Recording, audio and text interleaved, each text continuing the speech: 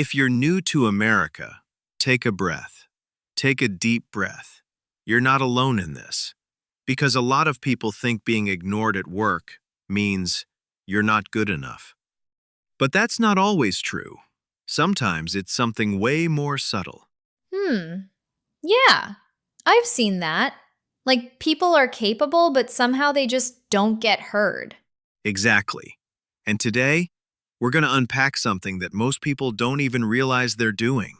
Not a skill issue, not a language issue, but something deeper, almost invisible.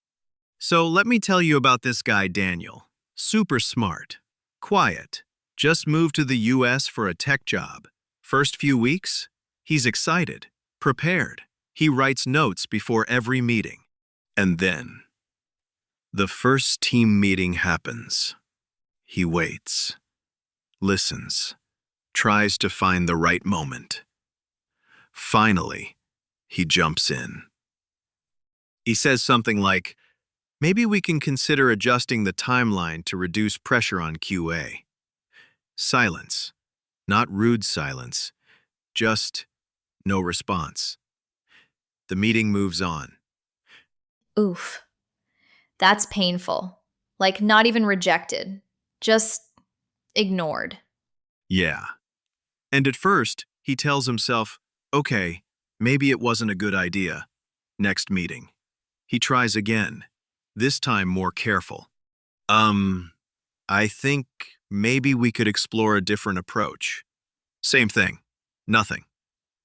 But then, this is the moment that really hit him. About 5 minutes later, another guy, Jake, says, hey, we should probably adjust the timeline so QA isn't overloaded. And suddenly everyone, yeah? Good point. That makes sense. Let's do that. Oh, wow. Yeah, that hurts in a different way. Right? And Daniel just sits there thinking, wait, didn't I just say that? But he doesn't say anything. He just shrinks a little. And here's where it gets worse. Over time, he starts talking less, not because he has fewer ideas, but because he expects to be ignored. Yeah.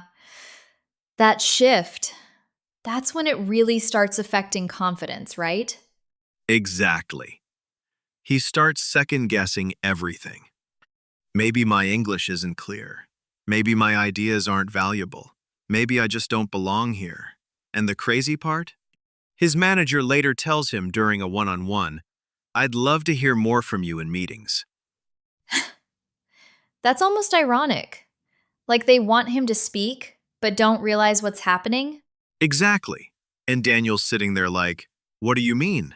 I do speak. But what he doesn't realize yet is it's not just what you say in American offices. It's how you show up when you say it. So, why does this happen? Because honestly, it's not fair. And it's confusing. But there are patterns. The first one? Hesitation signals uncertainty. In a lot of cultures, being careful is a strength. You soften your language. Maybe, I think, I'm not sure, but, in American meetings, that sometimes translates as, I'm not confident. Wait. So even if the idea is good, the delivery makes people doubt it? Exactly.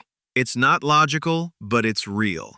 People respond to confidence. Cues first, content second. Second, reason, timing, and entry. Daniel waited for the perfect moment. But in fast-paced meetings, there is no perfect moment. You have to jump in. Hmm. So if you wait too long, people just move on without you? Yeah, and it's not intentional. It's just momentum. Third energy level. Jake didn't just repeat the idea. He said it with energy, directness. That made it sound like a decision, not a suggestion. Oh man. So it's not just words, it's the feeling behind them. Exactly. And fourth, visibility bias. People who speak more often, even casually, become more visible. So when they talk, people naturally listen. Daniel? He only spoke when it was important. So people weren't used to tuning into him. Wow. So, staying quiet until you have something perfect actually works against you. Yeah, that one hits a lot of people. So how do we fix this? Let's make this super practical. First, remove soft starters. Instead of, maybe we could consider, say, let's adjust the timeline to reduce QA pressure. Hmm. That already sounds more solid. Exactly. Same idea, different impact. Second, claim your entry early. Don't wait 20 minutes. Try, hey, can I jump in real quick? Or, I have a quick thought on this. I like that. It kind of creates space for you.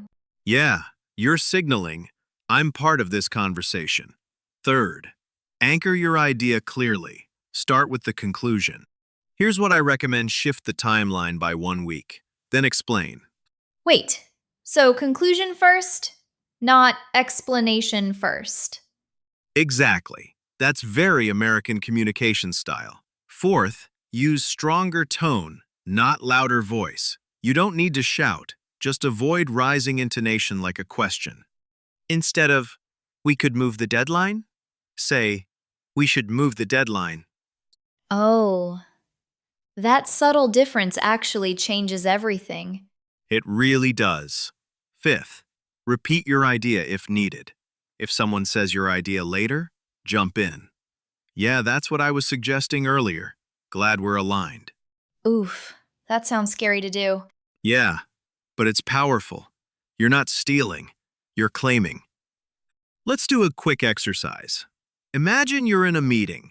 Instead of, I'm not sure, but maybe we can try a different approach.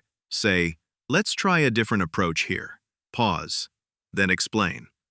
Hmm, yeah, that feels more grounded. Exactly.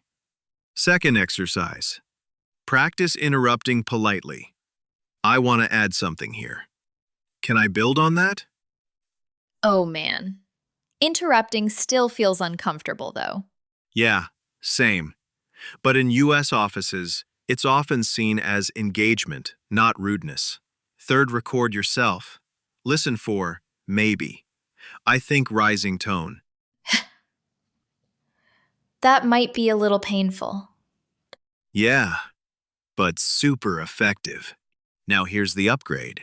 You're not just trying to be heard, you're becoming someone people expect to hear from. That's a shift in identity. You walk into a meeting thinking, my perspective matters here, not, I hope I don't mess up.